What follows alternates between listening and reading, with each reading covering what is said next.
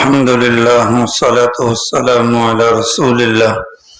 عن أبي هريرة رضي الله عنهما وعنهم أنه سمع النبي صلى الله عليه وسلم يقول إن ثلاثة من بني إسرائيل أبرص وأقرع وأعمى أراد الله أن يبتليهم فبعث إليهم ملكا فأتى الأبرص فقال أي شيء أحب إليك قال لون حسن وجلد حسن ويذهب عني الذي قدرني الناس فمسحه فذهب عنه قدره وأعطي لونا حسنا قال فأي المال أحب إليك قال الإبل أو قال البقر شك الراوي فأعطي ناقة عشرا فقال بارك الله لك فيها.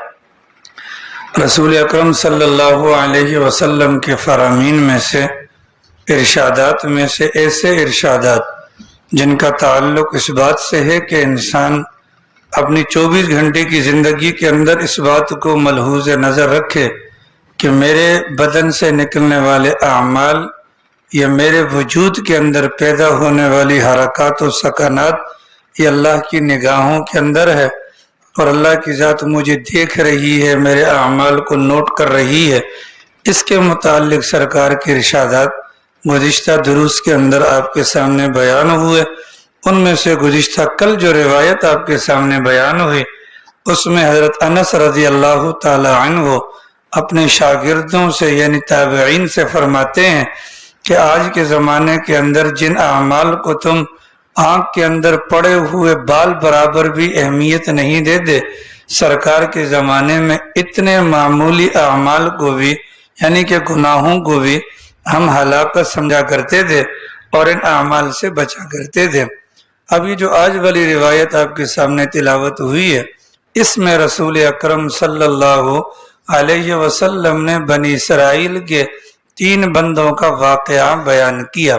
قرآن کریم کا مطالعہ بھی ہمیں بتلاتا ہے اللہ تعالیٰ نے قرآن کریم کو 3 حصوں کے اندر تقسیم کیا اور ان میں سے ایک حصہ اللہ نے عبرت کے طور پر واقعات کو بیان کیا، کیونکہ طریقہ کار یہ ہے کہ بہت ساری باتیں ایسی ہیں جو بتلانے سے سمجھ میں نہیں آتی تو کوئی واقعہ کوئی قصہ وغیرہ عبرت کے طور پر ذکر کیا جاتا ہے اور اس کے نتیجے میں بعض کا سمجھنا آسان ہو جاتا ہے.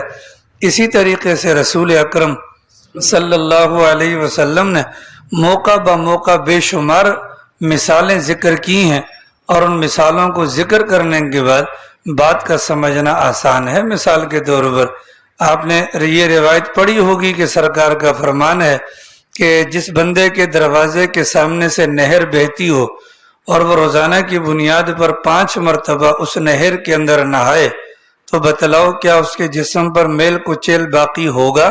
صحابہ نے کہا نہیں. تو فرمایا یہی مثال 5 نمازوں کی ہے کہ جو بندہ پنجہ گانا نمازوں کا اہتمام کرتا ہے اس کے بدن سے گناہ بھی ایسے ہی جھڑ جاتے ہیں. اگر اس بات کو سرکار دیگر الفاظ میں بتلاتے کہ بھئی فجر کی نماز پڑھو گے بدن کے گناہ دھل جائیں گے، ظہر پڑھو گے، تو یہ ایک لمبا پروسیس ہوتا اور یقینی اعتبار سے سمجھنے کے اندر شاید کوتاہی ہوتی ہے. لیکن سرکار نے جو مثال بیان کی آج 1400 سال کے بعد ہماری جیسی موٹی عقل والا بندہ بھی اس بات کو سمجھتا ہے کہ ہر بندہ اگر روزانہ کی بنیاد پر 1 مرتبہ نہاتا ہے اس کے بدن کی کیفیت الگ ہوتی ہے اور ایک بندہ جو ہے وہ روزانہ کی بنیاد پر 3 مرتبہ نہاتا ہے اور پھر ایک بندہ 5 مرتبہ نہاتا ہے اس کی کیفیت الگ ہوتی ہے. اسی مثال کو آگے لے لیں کہ جو بندہ ہفتے کے بعد نہائے گا اس کے بدن سے کتنی بدبو آئے گی، ایسا ہے کہ نہیں ہے؟ اس کے بدن سے بدبو بھی آئے گی اور آپ نے دیکھا ہوگا پسینے کی وجہ سے اس کے بدن کے اوپر سفید سفید دھبے بھی پڑ جاتے ہیں اور کپڑوں پر جب پسینہ آتا ہے تو پانی لگنے کی وجہ سے یہاں پر بھی کشمیر کا نقشہ بن جاتا ہے. اس بات کی علامت ہے کہ حضرت والا 1 ہفتے کے بعد نہاتے ہیں اور پھر جو عید پر نہاتا ہوگا اس بیچارے کا کیا حال ہوگا. اس کی مثال دیکھنی ہے تو نیٹ پر آپ انڈیا کے سادھوؤں کو دیکھیں جو سال کے بعد 1 مرتبہ نہاتے ہیں، ان کے چلے ہوتے ہیں تو انسان دھنک رہ جاتا ہے کہ ان کے بالوں کا گچھا دیکھیں، دیکھنے کے قابل نہیں ہوتا. ان کے بدن سے بدبو آ رہی ہوتی ہے، یہ اور یہ بال اتنے اتنے ہوتے ہیں، یہ بال لٹک رہے ہوتے ہیں اور مونچھیں ان کے منہ کے اندر جا رہی ہوتی ہیں، ایک گندگی کا مجسمہ بنے ہوتے ہیں۔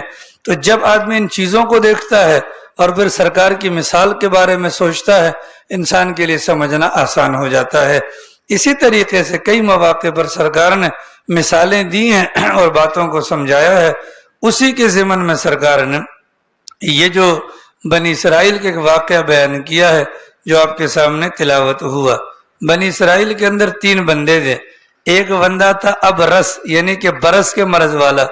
برس کا مرض وہ ہوتا ہے کہ جس کے اندر کھال پر دھبے لگ جاتے ہیں، آپ نے دیکھا ہوگا ابتدائی سٹیج کے اندر بہت تکلیف ہوتی ہے، بیماری ختم بھی ہو جائے تو داغ دھبے ختم نہیں ہوتے، اور بسا اوقات اس برس کی بیماری کے اندر ایک سٹیج وہ بھی آتی ہے کہ بدن گلنا شروع ہو جاتا ہے اور بدن کے اندر جو زخم ہوتے ہیں اس میں بدبو پیدا ہو جاتی ہے اور بسا اوقات کیڑے وغیرہ بھی پیدا ہو جاتے ہیں۔ ایک تو وہ مریض بندہ ہے، اس کو جو تکلیف ہوتی ہے وہ تو ہوتی ہے، ایک اس کی بدبو کی وجہ سے اور اس کی ظاہری حالت کو دیکھ کر دوسروں کو گھن آتی ہے، اس گھن کی وجہ سے لوگ اس کے قریب نہیں جاتے۔ تو بنی اسرائیل کے ایک بندہ تھا جس کو ابرس کا عارضہ لاحق تھا، ایک بندہ تھا اس کو اقرا کہتے تھے۔ اقرا عام طور پر ایسے بندے کو کہتے ہیں کہ ماں کے پیٹ سے اس کے بال ہوں لیکن بعد میں بال اڑ گئے ہوں، گنجا بن گیا ہو۔ ایک تو یہ کہ پیدائشی گنجا، اس کی بات نہیں ہے، بلکہ ماں کے پیٹ سے آیا تھا تو بال تھے اور بعد میں کسی وجہ سے بال اڑ گئے، اس کو اقرا عربی زبان کے اندر کہا جاتا ہے۔ اور تیسرا بندہ تھا اعمى۔ اعمى اندھے بندے کو کہتے ہیں، لیکن اس سے مراد وہ اندھا بندہ ہے جو ماں کے پیٹ سے آنکھیں لے کر آیا تھا لیکن بعد میں کسی عارضے کی وجہ سے اس کی آنکھیں ضائع ہو گئیں۔ سرکار دو عالم صلی اللہ علیہ وسلم نے فرمایا اللہ تعالیٰ نے انسانی شکل کے اندر ایک فرشتے کو ان کی آزمائش کے لیے بھجوایا، تو سب سے پہلے وہ فرشتہ گیا اس بندے کے پاس جو برس کا مریض تھا اور انسانی شکل میں گیا۔ اب ظاہر ہے کہ اس کو کیا پتا کہ یہ کون ہے، اس زمانے کے اندر فرشتے انسانی شکل کے اندر جاتے تھے، آزمائشوں کا زمانہ تھا۔ اللہ کی شان، یہ فرشتہ گیا انسانی شکل میں اور جا کر اس سے کہا کہ ہاں بھائی تمہیں کوئی تکلیف ہے، کوئی پریشانی، ہم تمہارے لیے دعا کر دیں۔ تو وہ فوراً برس کا مریض جو تھا وہ کہنے لگا خوبصورت رنگت مجھے مل جائے، یعنی بیماری کی وجہ سے جو میرا رنگ مارا گیا ہے کہ رنگ میرا صاف ہو جائے، جلد پر جو بیماری ہے جلد میری صاف ستھری ہو جائے، یہ میری ایک تمنا ہے۔ اس نے کہا، یعنی فرشتے نے کہا کہ ٹھیک ہے، ہم اللہ سے دعا کرتے ہیں تمہاری اس بیماری کو ختم کرے گا اور تمہارے برس کے مرض کو بھی ختم کرے گا اور جلد کی بیماری کو بھی ختم کرے گا۔ اچھا یہ بتلاؤ مال تمہیں کون سا پسند ہے؟ تو برس کے مریض نے کہا کہ اللہ مجھے اونٹ دے دے، اللہ مجھے اونٹ دے دے۔ تو اس فرشتے نے دعا کی کہ ٹھیک ہے اللہ تمہیں اونٹ دے گا۔ تو گابن اونٹنی 10 مہینے کی اللہ نے اس کو دے دی اور فرشتے نے جاتے جاتے کہا اللہ تمہارے مال کے اندر برکت عطا کرے۔ آگے گئے تو آگے وہ اقرا تھا، اقرا گنجا، پیدائشی گنجا نہیں بلکہ بعد میں جس کے بال گر گئے۔ اس سے جا کر کہا کہ ہاں بھائی تمہاری کوئی حاجت ہو تم اللہ سے دعا مانگے۔ اس نے کہا بس یہ ٹنڈ جو ہے یہ ختم ہو جائے، جس انداز سے پہلے بال دے وہ بال دوبارہ اگنا شروع ہو جائے۔ تو اس فرشتے نے دعا کی، اللہ نے بال فی الفور اس کے سر کے اوپر لگوا دیے، گنجے سارے ہنس رہے ہیں، ٹھیک ہے، بال سارے لگوا دیے۔ پھر فرشتے نے پوچھا ہاں بھائی تمہاری کوئی چاہت ہو کہ مال کون سا چاہیے؟ اس نے کہا مجھے گائے مل جائے۔ فرشتے نے دعا کی، اللہ نے گابن گائے اس کا مقدر کر دی۔ فرشتے نے جاتے جاتے بارک اللہ لک فیہا دعا کر دی کہ اللہ تمہارے لیے اس مال کے اندر برکت عطا کرے۔ آگے گئے تو آگے اندھا تھا، اندھے سے بھی پوچھا گیا ہاں بھائی تمہاری کوئی تمنا خواہش جو اللہ سے پوری کروائی جا سکے؟ کہا کہ میری بینائی واپس آ جائے تاکہ میں لوگوں کو دیکھ سکوں، جن چیزوں کو میں بینائی نہ ہونے کی وجہ سے نہیں دیکھ سکتا وہ دیکھنا شروع کر دوں۔ اچھا جی، اس نے دعا کی، اللہ نے بینائی واپس کر دی۔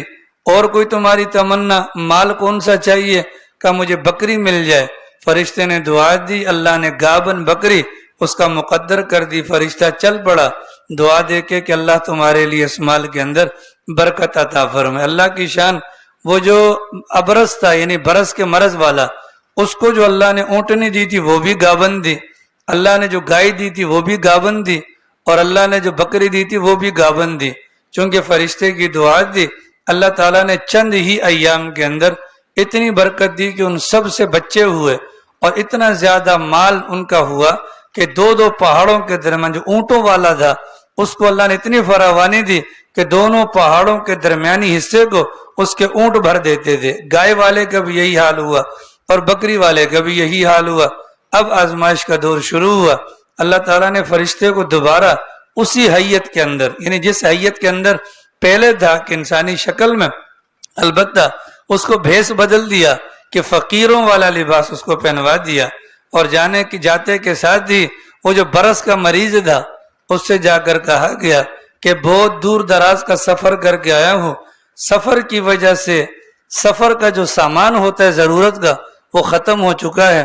اب دو ہی آسرے ہیں، یا تو اللہ کی مدد ہے یا آپ کی کرم نوازی ہے. اگر مہربانی کر دو ایک اونٹ مجھے دے دو تو میری سفر کی مشقت ختم ہو جائے گی. اس نے فوراً آگے سے وہ جواب دیا جو ہمارے لیاری والے دیتے ہیں، آپ کو تو معلوم ہے کتنا بوجھ ہے ہمارے اوپر. تو اس نے فوراً فرشتے نے کہا کہ کیا ایک وقت وہ نہیں تھا کہ تو برس کے اندر مبتلا تھا اور لوگ تجھ سے گھن کھاتے تھے، پھر اللہ نے تجھے مال دیا. اس نے فوراً چوڑا ہو کر کہا نا صاحب آپ کو غلط فہمی ہوئی ہے، ہم تو جدی پشتی کھاتے پیتے لوگ ہیں. فرشتے نے کچھ نہیں کہا. فرشتے نے کہا ٹھیک ہے، اگر تو واقعتاً جدی پشتی تھا اور میری معلومات کمزور ہے تو میں دعا کرتا ہوں تو جیسا تھا اللہ تجھے ویسا ہی کر دے. چنانچہ اسی لمحے کے اندر اللہ نے اس بندے کو برس کے مرض کے اندر مبتلا کیا، وہ سارے کے سارے مال کو ہلاک کر دیا. آگے چلا تو آگے وہ ملا گنجا. وہ جب گنجا ملا تو گنجے کو بھی جا کر کہا کہ مسافر ہو، حالت سفر کی وجہ سے سامان سفر ختم ہو چکا ہے، دو ہی آسرے ہیں، یا تو اللہ کا آسرا ہے امداد کر دے، یا تو اگر ایک گائے دے دے میں اپنے گھر تک پہنچ جاؤں گا. اس نے بھی آگے سے وہی بہانہ بنایا، آج کل ہاتھ بہت تنگ ہے. آج کل ہاتھ کیا ہے؟ بہت تنگ ہے. چنانچہ اس نے فرشتے نے کہا وہ وقت تو بھول گیا کہ جب تو گنجا تھا لوگ تجھ سے نفرت کرتے تھے، جس میں آپ کو غلط فہمی ہوئی ہے. یہ تو ہیئر اسٹائل ہمارے باپ دادا کا بھی یہی چلتا آ رہا تھا، ہم تو کبھی بھی گنجے نہیں تھے. ٹھیک ہے. تو فرشتے نے کہا کہ ٹھیک ہے، اگر یہ بات سچ ہے تو میں دعا کرتا ہوں اللہ تجھے اسی حالت میں لوٹا دے. اسی حالت میں سارے بال غائب ہو گئے اور جانوروں کو اللہ نے موت کے گھاٹ اتار دیا. آگے گئے تو وہ اندھا نظر آ گیا اور اندھے سے جا کر بھی اس نے وہی سوال کیا کہ بھیا مسافر ہوں، حالت سفر کی وجہ سے سفر کا سامان ختم ہو گیا، اب دو ہی آسرے ہیں، یا آپ یا پھر اللہ کی ذات. ٹھیک ہے. تو اس نے کہا کہ کیا چاہیے آپ کو؟ کہا کہ میں چاہتا ہوں اگر ایک بکری مجھے مل جائے، اگر ایک بکری مجھے مل جائے تو میرا سفر آسانی سے کٹ جائے گا. اس اندھے نے کہا کہ بالکل بالکل، یہ دونوں پہاڑوں کے درمیان جتنا بھی مال ہے یہ سب اللہ کی دین ہے. اس مال میں سے تم اللہ کے نام پر جتنا لینا چاہو تمہیں مکمل اجازت ہے. تم جتنا لوگے اس پر میں خوش ہوں گا، تم جتنا چھوڑو گے میں اس پر بھی خوش ہوں گا. واقعتاً میں نابینا تھا، اللہ کا کرم ہوا، اللہ نے آنکھوں کو واپس کیا، اور میں غریب تھا، اللہ نے مجھے مال و دولت سے نوازا. اس موقع پر جب اس نے اپنی اوقات نہ بھولی، فرشتے نے کہا کہ اللہ تمہیں تمہاری آنکھیں مبارک کرے اور اللہ تمہیں تمہارا مال مبارک کرے. نہ تو تمہاری آنکھوں سے کوئی مطلب اور نہ ہی تمہارے مال سے کوئی مطلب، مقصد صرف اور صرف تمہیں امتحان کے اندر ڈالنا تھا. تمہارے دو ساتھی اپنی اوقات بھول گئے تھے، اللہ نے انہیں ہلاک کر دیا. تمہارے لیے اللہ تمہارے مال کے اندر برکت عطا فرما دے. رسول اکرم صلی اللہ علیہ وسلم نے یہ واقعہ جو بیان کیا حضرات صحابہ کرام کے سامنے، اور حضرات صحابہ کرام کے تھرو اللہ کے فضل سے ہم تک یہ پہنچ جایا. اس میں ہمارے لیے جو بڑا بنیادی سبق ہے، اپنی اوقات کو نہ بھولیں، اپنی اوقات کو نہ بھولیں. لیاری 63 ٹاؤن غالباً سن 2000 یا 2002 یا 2004 کے اندر، یا زیادہ زور مارو تو 2000 کے قریب میں آباد ہوا، 20 سے 22 سال. یقینی اعتبار سے شہر کراچی سے دور اس دیہات کے اندر جہاں بنیادی سہولیات وافر مقدار میں نہیں ہیں، راستوں کی تنگی ہے، بجلی کا معاملہ ہے، گیس کی تنگی ہے، پلاٹوں کا معاملہ ہے، نہ جانے کیا کیا گند یہاں پر بھرا ہوا ہے.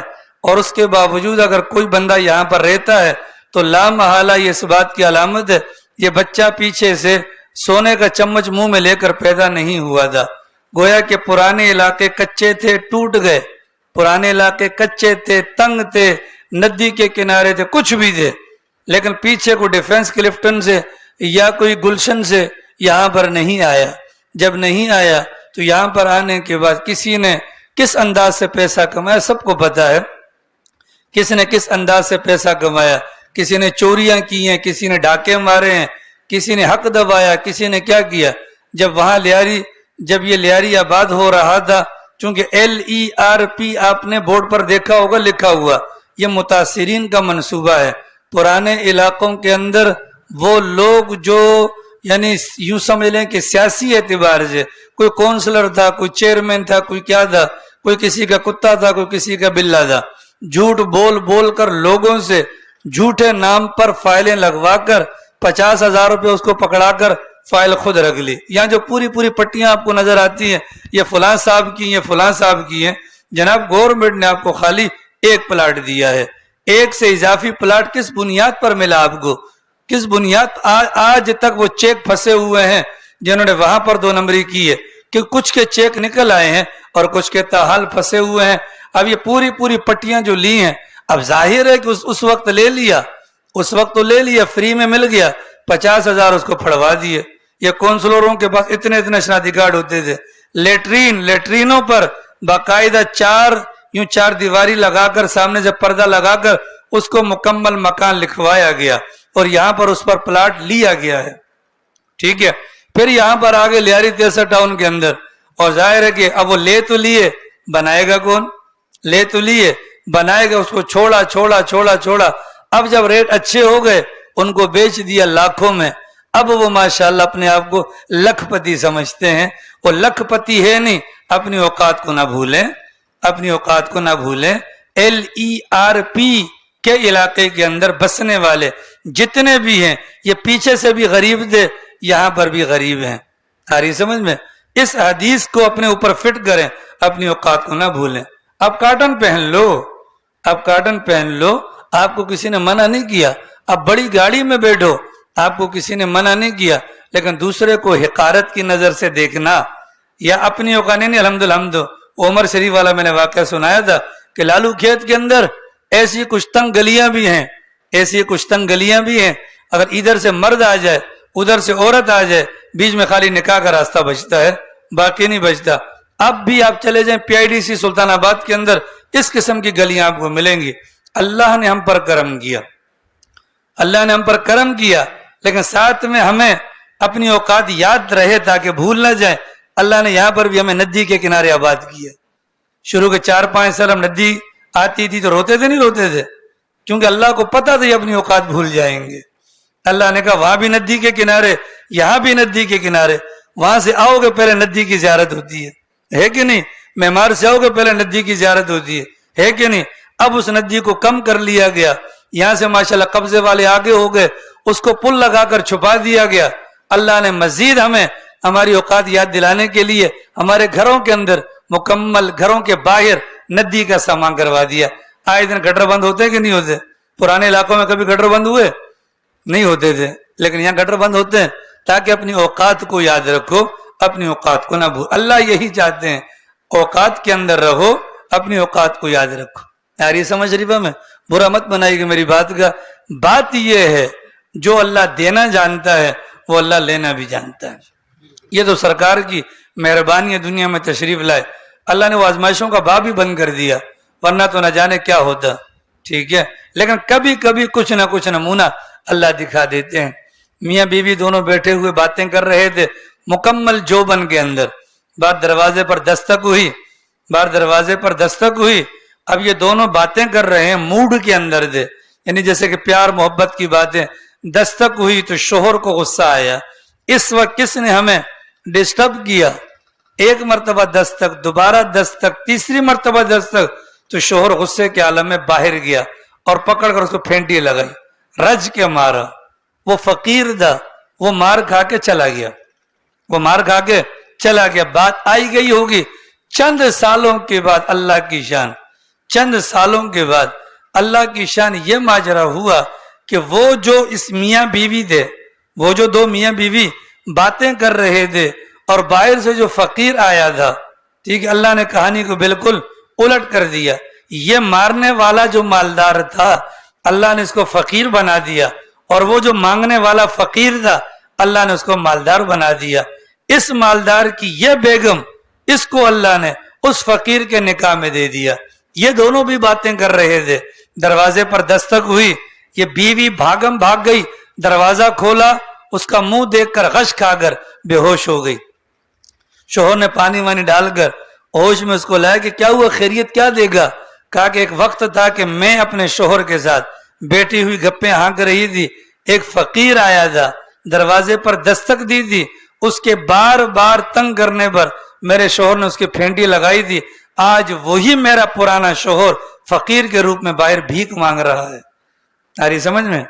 تو یہ جو شوہر موجودہ تھا، اس نے کہا جان کی امان پاؤں، ایک بات عرض کروں، وہ جو اس موقع پر دستک دینے والا فقیر تھا وہ میں تھا.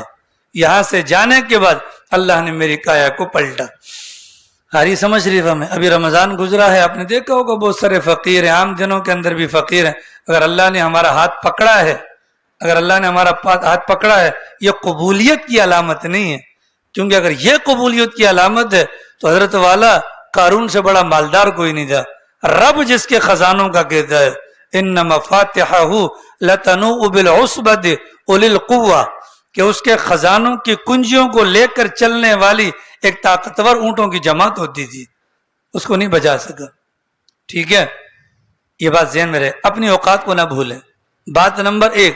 بات نمبر 2، ہمارے بہت سارے لوگ صدقہ کرتے ہیں، کرنا چاہیے. صدقہ بلاؤں کو ٹال دیتا ہے، یرحمک اللہ. صدقہ بلاؤں کو ٹال دیتا ہے، ایسا ہے کہ نہیں ہے؟ لیکن ہمارا صدقہ نہیں ہے سر. ایک یہ صدقہ ہے، یہ میں نے آپ کو دے دیا، یہ صدقہ ہو گیا، ٹھیک ہے، ہم بڑے خوش ہو جاتے ہیں. لیکن اصل جو صدقہ مقصود ہے وہ یہ ہے کہ صدقہ دینے کے بعد انسان خوش ہو، یا اللہ تیرا شکر ہے کہ میرا صدقہ پہنچ گیا. یہ معاملہ نہیں ہے. ٹھیک ہے، صدقہ دیتے ہیں ہم لوگ، ایسا نہیں ہے کسی کو چائے پلا دی، بیوی کو کھانا کھلایا، بچوں کو کھلا دیا، پڑوسیوں کو، دوستوں پر خرچ کیا، صدقہ ہے، انکار نہیں. لیکن اصل صدقہ جو مطلوب ہے وہ صدقہ کرنے والا صدقہ کرنے کے بعد خوش ہو، یہ اللہ تیرا شکر ہے. یہ کیفیت نہیں ہے. یہ کیفیت جب تک نہیں ہوگی تو صدقہ دینے کے باوجود مال کے اندر کمی آتی رہے گی. اگر مال کو محفوظ بنانا ہے تو جو دیا اس پر خوش ہو، اے اللہ تیرا شکر ہے، یہ تو نے قبول کر لیا، باقی بھی تیری امانت ہے خدایا، تو جب چاہے گا میں دینے کے لیے تیار ہوں. آ رہی سمجھ میں؟ آ رہی سمجھ میں؟ یہ دونوں غلطیاں ہیں. پہلی والی غلطی اوقات بھول گئے.